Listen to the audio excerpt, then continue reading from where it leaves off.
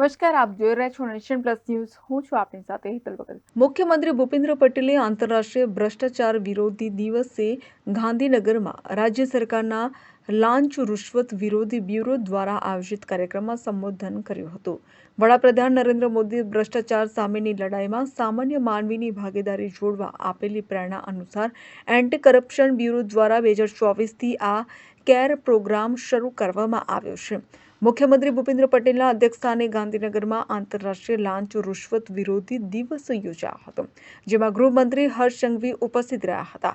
એસીબીને ફરિયાદ આપીને ભ્રષ્ટાચાર સામેની લડતમાં સહાયક બનેલા જાગૃત નાગરિકોનું CRE અંતર્ગત ભૂપેન્દ્ર પટેલે બહુમાન કર્યું હતું.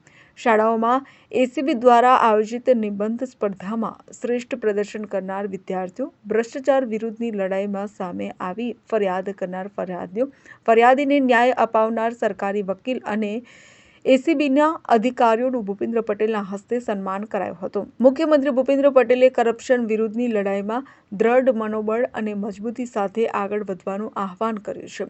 મુખ્યમંત્રી ભૂપેન્દ્ર પટેલે જણાવ્યું હતું કે ભ્રષ્ટાચારમાં બે શબ્દો છે, ભ્રષ્ટ અને આચાર. જ્યારે કોઈ વ્યક્તિ પોતાના હકની બહારનું અને જરૂરિયાત કરતાં વધારાનું મેળવવાના શોર્ટકટ શોધે ત્યારે નૈતિકતા ગુમાવે છે અને ભ્રષ્ટાચારને પોષે છે. આ જે વાતાવરણ બન્યું છે તેને તોડવું પડશે અને મજબૂતીથી મક્કમ નિર્ધારથી ભ્રષ્ટાચાર સામેની લડાઈ તેજ બનાવવી પડશે.